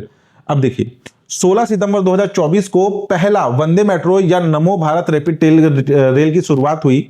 इसका जो पहले नाम था भुज अहमदाबाद वंदे मेट्रो, ये स्टेशनों के नाम पे था, भुज अहमदाबाद वंदे मेट्रो, इसका नाम बदलकर रख दिया गया नमो भारत रैपिड रेल। इसका उद्देश्य, रैपिड रेल का उद्देश्य इंटरसिटी कनेक्टिविटी को बढ़ावा देना है, यानी कि शहरों के बीच में चलता है ये जो है आपका पहला नमो भारत रैपिड रेल जो है ये भुज से अहमदाबाद के स्टेशन के मध्य चलाया गया। ये है आपका नमो भारत रैपिड रेल। नेक्स्ट देखिए, थोड़े से पटाखों की आवाज आ रही होगी बैकग्राउंड में, लेकिन उसको थोड़ा सा इग्नोर करते हुए चलिएगा, कुछ टाइम में शांत हो जाएगा। नेक्स्ट है ग्लोबल हंगर इंडेक्स, ठीक है, ग्लोबल हंगर इंडेक्स 2024 यानी कि वैश्विक भूखमरी सूचकांक हिंदी में इसे कहा जाता है। ग्लोबल हंगर इंडेक्स रिपोर्ट 2024 में भारत का स्थान 127 देश में 105वां रहा, ठीक है, 105 105वें स्थान पर था भारत। इस रैंक को याद रखना। ग्लोबल हंगर इंडेक्स से एग्जाम में क्वेश्चन पूछे जाते हैं। भारत का जो स्कोर था ये था 27.3। देखिए ये जो स्कोर है ना, स्कोर के आधार पर श्रेणी निर्धारित होती है। 27.3 का मतलब भारत जो है गंभीर स्थिति में है। देखिए अगर 9.9 या उससे कम है तो अच्छा स्थिति है, 10 से 19.9 है तो सामान्य स्थिति में, 20 से 34.9 है तो गंभीर स्थिति में, 35 से 49.9 है तो चिंताजनक, और 50 से ज्यादा है तो बेहद चिंताजनक। भारत किस में है? भारत का है 27.3 यानी कि गंभीर स्थिति में है।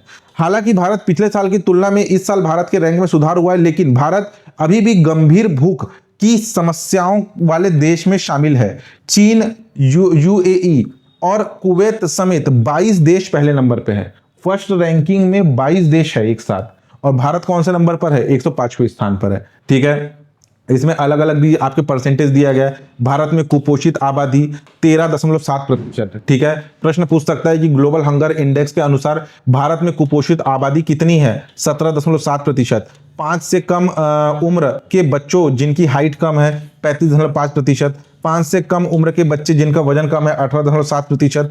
5 से कम उम्र से पहले जान गंवाने वाले बच्चे 2.9%। ये अलग अलग चीजें हैं, ठीक है। नेक्स्ट देखिए रतन नवल टाटा।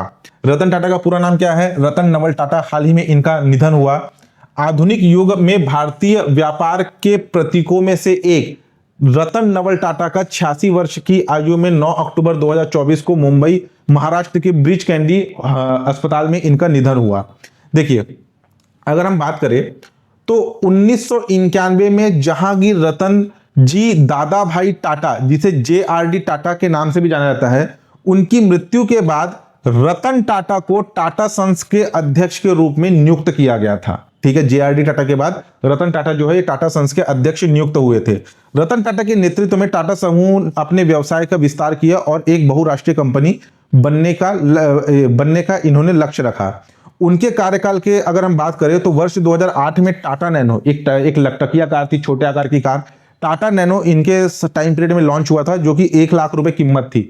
जितने में आज के डेट में बाइक आती है उतने में उन्होंने कार लॉन्च किया था, ताकि भारत में मध्यम वर्गीय परिवार के पास भी अपना एक कार हो, लेकिन वो कार उतना सक्सेस नहीं रहा।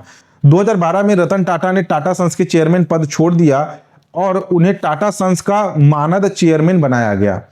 देखिए अगर हम इन्हें मिले पुरस्कारों की बात करें तो जो हाईलाइट कर रहा हूं पहले उसको याद रख लेना। पद्म भूषण पुरस्कार सम्मानित किया गया 2000 में, पद्म विभूषण से सम्मानित किया गया इन्हें वर्ष 2008 में, ठीक है। इसके बाद ऑनरेरी सिटीजन अवार्ड सिंगापुर सरकार के द्वारा, एक विदेश यानी कि सिंगापुर देश के द्वारा प्रदान किया गया ऑनरेरी सिटीजन अवार्ड। उसके बाद आपका अर्नस्ट एंड यंग के द्वारा पुरस्कार प्रदान किया गया महारानी एलिजाबेथ के द्वारा, ठीक है, एक महारानी के द्वारा honorary knight grand cross of the order of the British Empire, यानी कि ब्रिटेन के द्वारा रानी एलिजाबेथ द्वितीय के द्वारा यह पुरस्कार प्रदान किया गया। और कुछ राज्यों के द्वारा ही पुरस्कार प्रदान किया गया, जैसे कि असम सरकार के द्वारा असम वैभव और महाराष्ट्र सरकार के द्वारा उद्योग रत्न पुरस्कार प्रदान किए गए। तो कम से कम आप जो है 1 2 3 4 5 6 इसको नहीं भी याद करेंगे चलेगा, लेकिन इतने को कम से कम याद रखिएगा, ठीक है। नेक्स्ट देखिए राफेल नडाल, इनकी उपलब्धियों को आपको याद रखना है, ध्यान दीजिए। राफेल नडाल जिनका संबंध जो है ये टेनिस से है। किससे है? टेनिस से।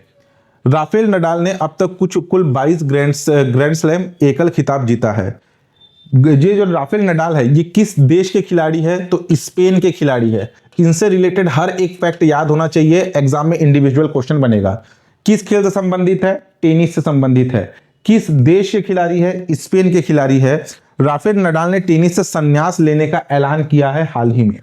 ये इंपॉर्टेंट क्यों है? देखिए इसमें जो अलग अलग आपका ईयर दिया है ना, इन ईयर में इन्होंने ग्रैंड स्लैम जीता है।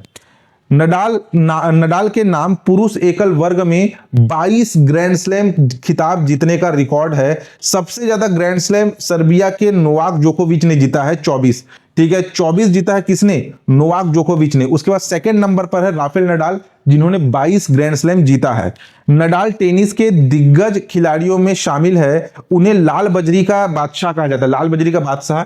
अगर आप देखेंगे तो सबसे ज्यादा इन्होंने कौन सा आपका ग्रैंड स्लैम जीता है? French open.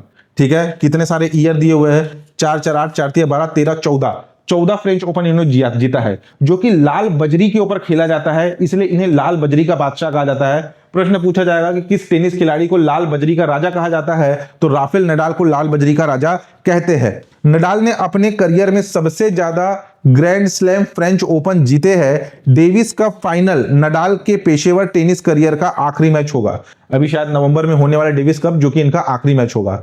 देखिए, इन्होंने जो है 2 Australia open, 2 Wimbledon, 14 French open और आपका 4 यूएस ओपन, इसके साथ टोटल 22 ग्रैंड स्लैम इन्होंने अपने नाम किए।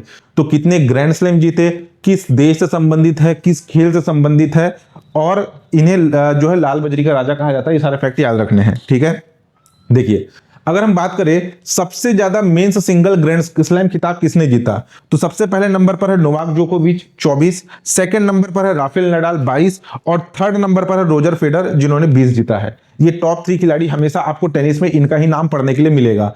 राफेल नडाल के ग्रैंड स्लैम का खिताब, ठीक है, देखिए 14 फ्रेंच ओपन, 2 यूएस ओपन और 2 विंबलडन और 2 ऑस्ट्रेलिया ओपन।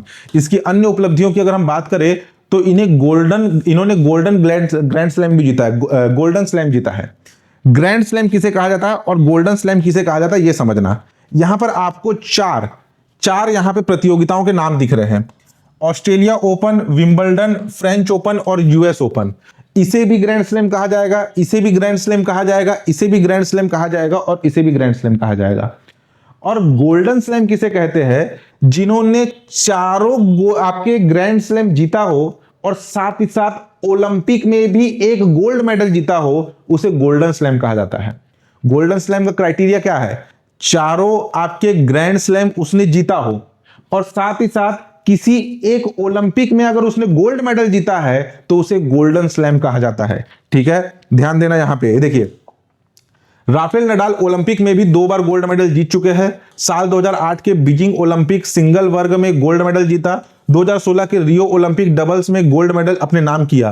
राफेल नडाल दुनिया की उन चुनिंदा 3 खिलाड़ियों में शामिल है जिन्होंने आपके गोल्डन स्लैम, यानी कि कोई खिलाड़ी जो एक कैलेंडर ईयर में, एक साल में, ठीक है, ऐसा नहीं कभी भी, एक साल में चारों ग्रैंड स्लैम जीता हो, ठीक है, 4 ग्रैंड स्लैम जीता हो और उसी साल उसने ओलंपिक गोल्ड मेडल भी जीता हो, तो उसे गोल्डन स्लैम कहा जाता है। यानी कि उसी आपकी कैलेंडर ईयर में French open, Wimbledon, US open, ठीक है, ऑस्ट्रेलिया ओपन और साथ ही साथ ओलंपिक में गोल्ड मेडल जीता हो, तो उसे जो है आपका गोल्डन स्लैम कहा जाता है। अब तक 3 खिलाड़ी जो है वो गोल्डन स्लैम में है। कौन कौन से? 1996 के आंद्रे अगासी, दूसरा 2008 में राफेल नडाल और तीसरा 2024 में नोवाक जोकोविच।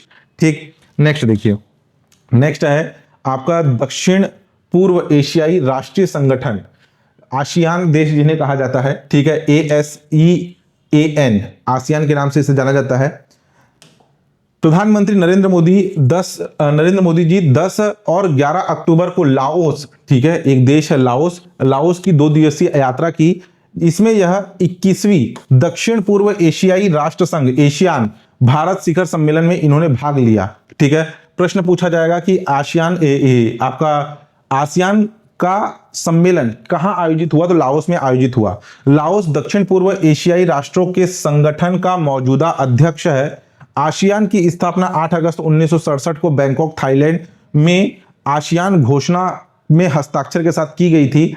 आसियान के संस्थापक देशों की अगर हम बात करें, इंडोनेशिया, मलेशिया, फिलीपींस, सिंगापुर और थाईलैंड है। आसियान के वर्तमान में 10 सदस्य देश है, Indonesia, Malaysia, Philippines, Singapore, Thailand, Brunei, Vietnam, Laos, Myanmar और कंबोडिया। आसियान का लक्ष्य सदस्य देशों की स्थिरता और आर्थिक विकास को बढ़ावा देना है।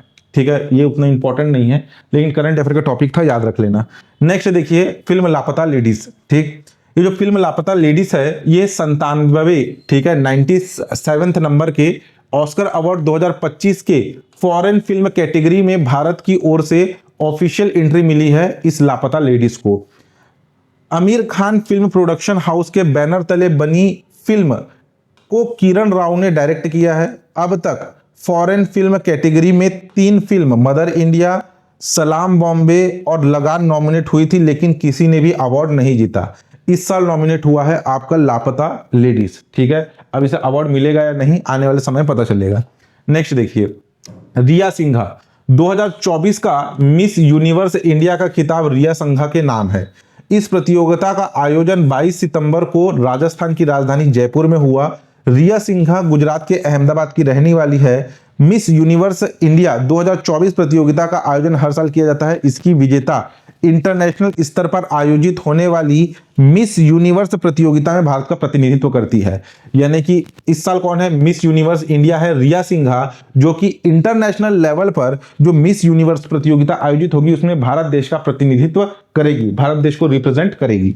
ठीक, नेक्स्ट देखिए, रेल रक्षक दल। बढ़ती दुर्घटनाओं को देखते हुए 24 सितंबर को इंडियन रेलवे ने रेल रक्षक दल का गठन किया है। ठीक है, रेल रक्षक दल यह एक पायलट प्रोजेक्ट है जिसके तहत भारतीय रेलवे उत्तर पश्चिम रेलवे जोन, अभी ये जो है नॉर्थ वेस्ट रेलवे जोन में इसकी शुरुआत हुई है पायलट प्रोजेक्ट के तौर पर। ठीक, रेल रक्षक दल दुर्घटना स्थल पर तुरंत पहुंचने और बचाव कार्य में सक्षम हो गए। आप सभी को पता है कि आज की डेट में रेलवे में बहुत सारी दुर्घटना हो रही है। जनरली जो है पटरी के ऊपर कुछ असामाजिक तत्व पत्थर रख देते हैं, लोहे की पिलर रख देते हैं, पाइप रख देते हैं, जिससे ट्रेन जो है बेपटरी हो जाती है और उससे हादसा भी हो रहा है। तो इस सब चीज को देखते हुए रेल रक्षक दल का गठन किया गया है। नेक्स्ट देखिए, बंजारा विरासत संग्रहालय। बंजारा क्या है? बंजारा एक समुदाय है, उनका एक विरासत संग्रहालय का उद्घाटन किया गया है। प्रधानमंत्री नरेंद्र मोदी जी के द्वारा 5 अक्टूबर 2024 को महाराष्ट्र के वाशिम में पोहरा देवी में स्थित बंजारा विरासत संग्रहालय का उद्घाटन किया गया। तो बंजारा विरासत संग्रहालय कहाँ है? महाराष्ट्र के वाशिम के पोहरा देवी में स्थित है। 4 मंजिला संग्रहालय जो कि बंजारा समुदाय की समृद्धि, विरासत और बंजारा समुदाय के नेताओं और बंजारा आंदोलन के चित्रों के माध्यम से उनकी विरासत को प्रदर्शित करेगा। यह है आपका बंजारा विरासत संग्रहालय। नेक्स्ट देखिए, नेक्स्ट है आपके हरियाणा और जम्मू कश्मीर। हरियाणा और जम्मू कश्मीर में आपके चुनाव हुए हैं विधानसभा के। पहला इंपॉर्टेंट फैक्टर, हरियाणा में कुल कितनी सीटों के लिए चुनाव हुआ? 90 सीटों के लिए विधानसभा चुनाव हुए, असेंबली इलेक्शन। और जम्मू कश्मीर में भी जो है धारा 370, ठीक है, हटने के बाद आपके पहली बार चुनाव हुए हैं। तो यहां पर भी 90 सीटों में, दोनों में 90-90 सीट के लिए चुनाव हुए। इतना याद आपको होना कि हरियाणा में कुल कितनी सीटों के लिए विधानसभा चुनाव संपन्न हुए? 90 सीटों के लिए। जम्मू कश्मीर में 90 सीटों के लिए। हरियाणा में जो पार्टी जीती है वो है 48 सीटों के साथ भारतीय जनता पार्टी बीजेपी, और यहां पर जीती है आपके कांग्रेस के साथ गठबंधन करके JKN, यानी कि जम्मू कश्मीर नेशनल कॉन्फ्रेंस, कांग्रेस नहीं नेशनल कॉन्फ्रेंस। हरियाणा के मुख्यमंत्री बनाए गए आपके नायब सिंह सैनी, और जम्मू कश्मीर में नेशनल कॉन्फ्रेंस ये है आपकी बीजेपी के, ठीक है, और आपके जम्मू कश्मीर के मुख्यमंत्री बनाए गए हैं नेशनल कॉन्फ्रेंस के उमर अब्दुल्ला। तो इन मुख्यमंत्रियों के नाम को भी याद रख लेना, अभी हाल ही का करंट अफेयर।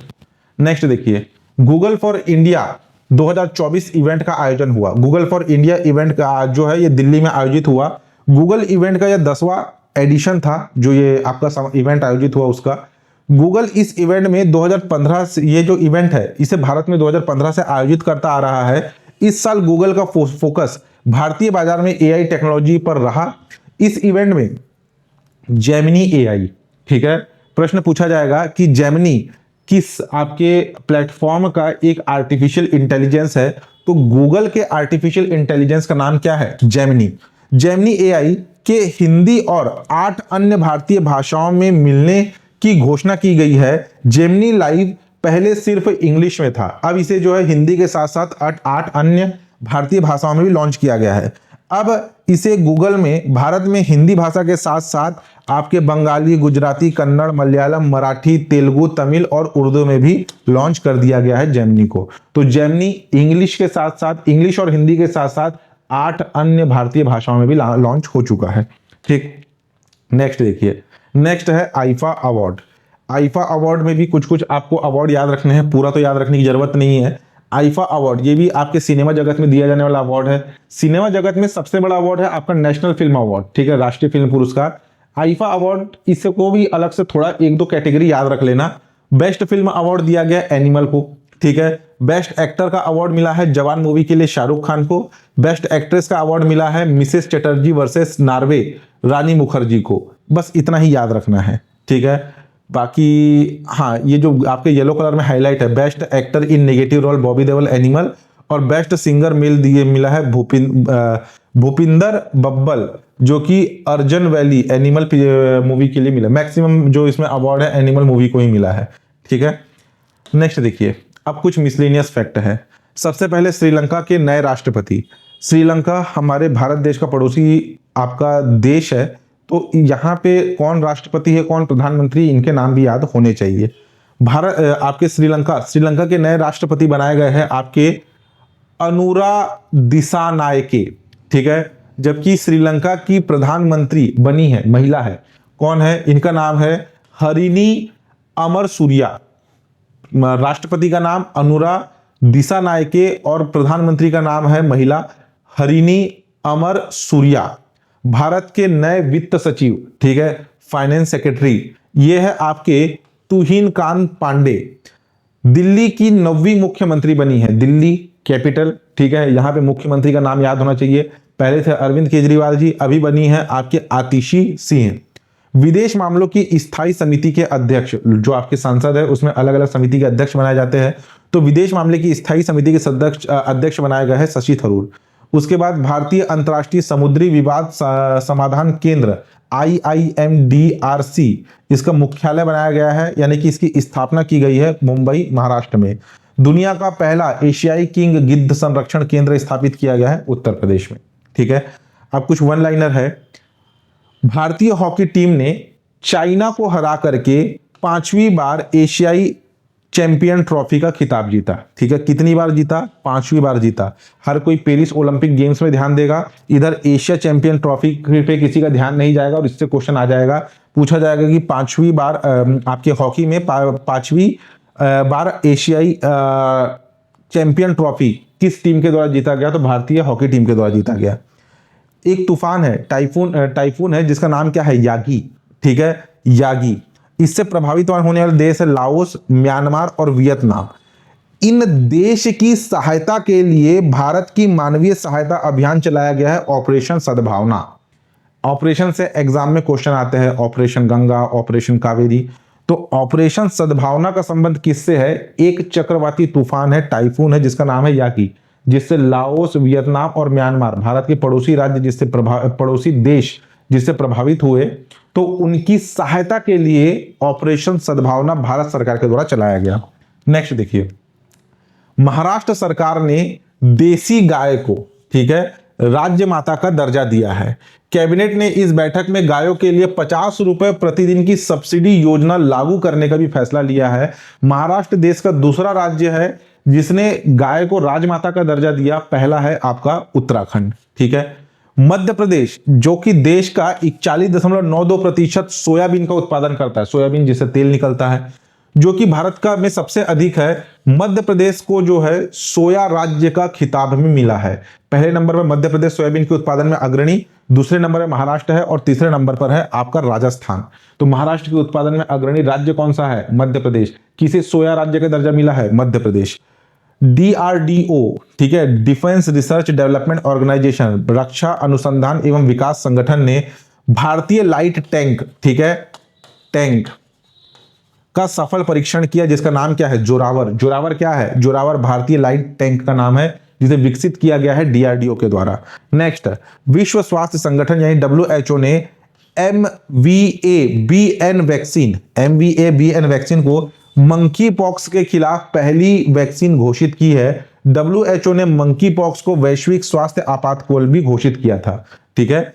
अभी कुछ समय पहले WHO ने जो है मंकी पॉक्स, शरीर में जो है आपके लाल लाल चत्थे पड़ जाते हैं, उसे आपके वैश्विक आपातकाल घोषित किया था, और उससे रिलेटेड पहली ऑफिशियल वैक्सीन आई है, जिसका नाम है MVA-BN वैक्सीन। ये किससे संबंधित है, मंकी पॉक्स से संबंधित है। फ्रांस की डॉसॉल्ट एविएशन ने भारत में Dassault aviation maintenance, repair and overhaul India को नोएडा उत्तर प्रदेश में स्थापित किए जाने की मंजूरी दी है। देखिए, ये जो आपके डॉसॉल्ट एविएशन है, ये मुख्य रूप से आपके विमान के रिपेयरिंग से संबंधित है, और इसका इनका स्पेशलाइजेशन है आपके लड़ाकू विमान, जैसे कि अभी राफेल राफेल आता है आपके फ्रांस, राफेल जो है एक लड़ाकू विमान है, इसका रिपेयरिंग अब होगा भारत में, क्योंकि अब इसकी एक यूनिट स्थापित किया जा रहा है नोएडा उत्तर प्रदेश में। ठीक है, क्वेश्चन पूछे जाने की संभावना कम है, लेकिन याद रख लेना। नेक्स्ट देखिए, पुणे एयरपोर्ट का नाम बदलकर रख दिया गया है जगत गुरु संत श्रेष्ठ तुकाराम महाराज पुणे इंटरनेशनल एयरपोर्ट। जो तुकाराम महाराज है ये 17वीं शताब्दी में एक महान संत और कवि थे महाराष्ट्र राज्य में। स्काई डाइवर जिनका नाम है आपके मोहना सिंह, ठीक है, महिला स्काई ड्राइवर है, जो कि LCA लाइट कॉम्बैक्ट आपके लाइट कॉम्बैक्ट एयरक्राफ्ट तेजस नाम है, ठीक है, एयरक्राफ्ट का नाम क्या है तेजस, की पहली महिला एयर फाइटर बनी, जिसने LCA तेजस को पूरी, ये जो आपका LCA तेजस पूरी तरह से स्वदेशी है और इसे मेड इन इंडिया के पहल के तहत निर्मित किया गया है। LCA तेजस हिंदुस्तान एरोनॉटिकल लिमिटेड के द्वारा बनाया गया है और इसे उड़ाने वाली पहली महिला फाइटर पायलट का नाम क्या है, मोहना सिंह। 45वें चेस ओलंपियाड में ऐतिहासिक प्रदर्शन करते हुए ओपन और विमेंस कैटेगरी में गोल्ड जीता, ठीक है, और साथ ही साथ इंडिविजुअल कैटेगरी में 4 गोल्ड मेडल जीता गया है। इसको थोड़ा याद रखना ना।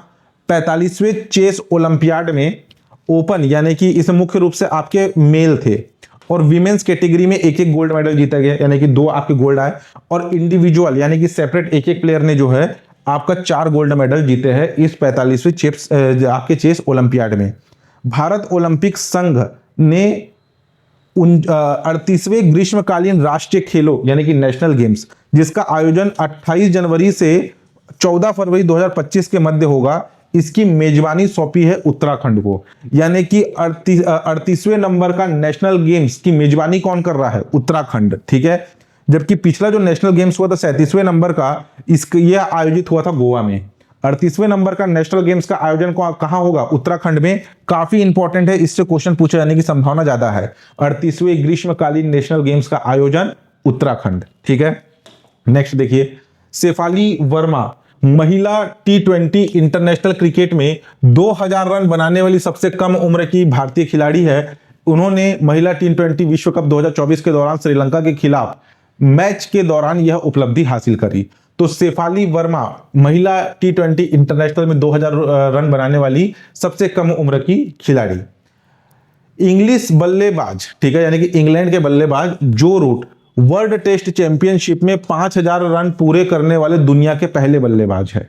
इनका भी नाम याद रख लेना, क्योंकि ये आपकी दुनिया के पहले बल्लेबाज है 5000 रन पूरे करने वाले वर्ल्ड टेस्ट चैंपियनशिप में। उन्होंने यह अचीवमेंट पाकिस्तान के खिलाफ मुल्तान टेस्ट में शतक लगा करके हासिल किया।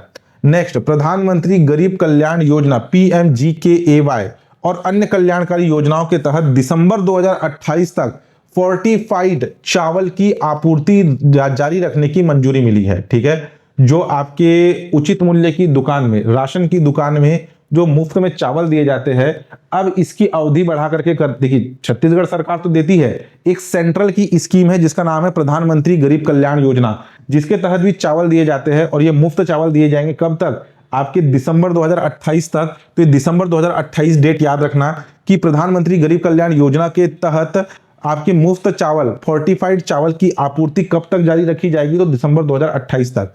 फोर्टिफाइड चावल क्या होता है, देखिए ये जो चावल है, इस चावल में आपके कुछ आपके माइक्रो न्यूट्रिएंट्स मिलाए जाते हैं ताकि एनीमिया और सूक्ष्म पोषक तत्वों की कमी को दूर किया जाए। यानी कि उसमें पोषक, चावल में अलग से कुछ माइक्रो न्यूट्रिएंट्स मिलाकर के उसे पोषक बनाया जाता है। गुजरात के लोथल में, लोथल जो कि सिंधु घाटी सभ्यता के प्राचीन शहरों में से एक है, यहाँ पे गोदीबाड़ा यानी कि डॉकयार्ड यानी कि बंदरगाह के साक्ष्य मिले थे। तो इसी लोथल में दुनिया का सबसे बड़ा राष्ट्रीय समुद्री विरासत परिसर विकसित किया जाएगा, और इस प्रस्ताव का उद्देश्य समृद्धि और विविध समुद्री विरासत को प्रदर्शित करना है। तो दुनिया का सबसे बड़ा राष्ट्रीय समुद्री विरासत परिसर की स्थापना कहाँ की जा रही है, गुजरात के लोथल में, सिंधु घाटी सभ्यता का एक शहर। आंध्र प्रदेश की विशाखापट्टनम में बहुपक्षीय समुद्री अभ्यास मालाबार 2024 का समापन हुआ। मालाबार 2024 भारत, ऑस्ट्रेलिया, जापान और यूनाइटेड स्टेट ऑफ अमेरिका के मध्य एक संयुक्त सैन्य अभ्यास था। मालाबार किनके मध्य किया गया एक सैन्य अभ्यास है, भारत, ऑस्ट्रेलिया, जापान और आपका अमेरिका। चारों देशों के नाम याद होने चाहिए। मालाबार युद्धाभ्यास। भारत सरकार ने इस्लामी समूह हिज्ब उत तहरीर को प्रतिबंधित संगठन घोषित कर दिया है। सरकार का कहना है कि इसका उद्देश्य जिहाद और आतंकवादी गतिविधियों के माध्यम से वैश्विक स्तर पर इस्लामी देश और खिलाफत स्थापित करना है, साथ ही आतंकवादी गतिविधियों के लिए धन जुटाने में मदद करता है। यानी कि एक तरीके से ये आतंकवादी गतिविधियों को बढ़ावा देने वाला संगठन था जिसे प्रतिबंधित कर दिया गया भारत सरकार के द्वारा। नाम क्या है? हिज्ब उल तहरीर। भारतीय जिम्नास्ट जिनका नाम क्या है? दीपा कर्माकर। ये काफी हाईलाइट में आई थी आपके वर्ष 2016 के रियो ओलंपिक गेम्स के बाद। इन्होंने जो है खेलों से संन्यास लेने का ऐलान किया। 2016 के रियो ओलंपिक गेम की यह हिस्सा रही। 2015 में राष्ट्रमंडल खेलों में इन्होंने कांस्य पदक जीता। दीपा कर्माकर त्रिपुरा के अगरतला की रहने वाली है। 2016 के रियो ओलंपिक गेम्स में ये ब्रॉन्ज मेडल से चूक गई थी, ठीक है। और इनका संबंध किससे है? इनका संबंध जिम्नास्टिक से है। भारत में जिम्नास्ट का उतना क्रेज नहीं है, लेकिन उसके बावजूद 4th पोजीशन पर रही थी ये 2016 के आपके रियो ओलंपिक गेम्स में, और काफी चर्चा में भी रही। महाराष्ट्र सरकार ने महाराष्ट्र स्टेट स्किल यूनिवर्सिटी का नाम बदल करके रतन टाटा महाराष्ट्र राज्य स्किल यूनिवर्सिटी इसका नाम कर दिया है, रतन टाटा के स्मृति में। नेक्स्ट है चंगोस और डिएगो गार्सिया को लेकर के ब्रिटेन और मॉरिशस के बीच लगभग 50 सालों से विवाद चल रहा था, और एक समझौता किया गया है जिसके मुताबिक चगोसा द्वीप और डिएगो गार्सिया द्वीप अब मॉरिशस को दिया जाएगा। यानी कि ब्रिटेन और मॉरिशस के मध्य इन दो द्वीपों को लेकर के काफी समय से विवाद था। अब ये दोनों के दोनों द्वीप किसके हो गए हैं? मॉरिशस को। हो सकता है क्वेश्चन बन जाए। पाकिस्तान की राजधानी इस्लामाबाद में होने वाले संघई सहयोग संगठन SCO council of heads of government की बैठक हुई। प्रश्न पूछा जाएगा, संघई सहयोग संगठन की council of heads of government की बैठक कहां आयोजित हुई? नई दिल्ली भारत में, इस्लामाबाद पाकिस्तान में, ऐसे अलग अलग ऑप्शन देगा। तो कहां आयोजित हुआ? इस्लामाबाद पाकिस्तान में आयोजित हुआ। उत्तराखंड के औली में सूर्या विदेशी प्रशिक्षण नोड में भारत और कजाकिस्तान के मध्य संयुक्त सैन्याभ्यास हुआ, जिसे नाम दिया गया आपका अभ्यास काजिंद। अभ्यास काजिंद जो है ये भारत और कजाकिस्तान के मध्य हुआ एक सैन्य युद्धाभ्यास था, और इसका यह 8वां संस्करण था, ठीक है। तो ये जो आपका अभ्यास काजिंद, ये किन दो देशों के मध्य का सैन्याभ्यास है? भारत और कजाकिस्तान के मध्य। ध्रुवी पटेल ने अमेरिका की मिस इंडिया वर्ल्ड वाइड 2024 का खिताब जीता। इसका आयोजन अमेरिका के न्यू जर्सी में हुआ। आयुष्मान भारत प्रधानमंत्री जन आरोग्य योजना के तहत अब से 70 वर्ष या उससे अधिक उम्र आयु के सभी वरिष्ठ नागरिकों को भी इस योजना का लाभ मिलेगा, जिसमें 5 लाख रुपए तक स्वास्थ्य कवरेज की मंजूरी दे दी गई है। पहले 70 वर्ष तक का कवरेज नहीं था, पहले 69 ईयर तक के लोग इस योजना के लाभ ले मिलता था। अब इसमें वरिष्ठ नागरिकों को, यानी कि 70 वर्ष या उससे अधिक आयु वर्ग के लोगों को भी आयुष्मान भारत प्रधानमंत्री जन आरोग्य योजना के तहत 70 वर्ष या उससे अधिक आयु वर्ग के वरिष्ठ नागरिकों को भी इस योजना का लाभ दिया जाएगा, जिसमें 5 लाख रुपए तक का मुफ्त इलाज किया जाएगा। नेक्स्ट देखिए, अबू धाबी के जो प्रिंस है, क्राउन प्रिंस, जिनका नाम है शेख खालिद बिन मोहम्मद बिन जायद अल नहायान, इतना बड़ा इनका नाम है, यहां से लेके यहां तक, शेख खालिद बिन मोहम्मद बिन जायद अल नाहयान 9 सितंबर को अपनी पहली आधिकारिक भारत यात्रा इन्होंने की। ठीक, कुछ राष्ट्र प्रमुखों की यात्रा से भी एग्जाम में क्वेश्चन आ जाते हैं। प्रधानमंत्री ब्रुनोई जाने वाले पहले भारतीय प्रधानमंत्री बने। पीएम मोदी को गॉर्ड ऑफ ऑनर दिया गया। पीएम मोदी को ब्रुनोई के क्राउन प्रिंस हाजी बिल्लाह ने जो है इसके द्वारा इन्होंने यह रिसीव किया। तो ये था आपका करंट अफेयर नेशनल इंटरनेशनल, जिसमें हमने 1 सितंबर से लेकर के 15 अक्टूबर 2024 तक के सारे इंपॉर्टेंट करंट अफेयर को कवर किया है। किसी प्रकार का डाउट हो तो आप नीचे कमेंट करके पूछ सकते हैं। चैनल पर नया है तो चैनल को सब्सक्राइब कीजिएगा, लाइक और शेयर जरूर कीजिएगा। धन्यवाद।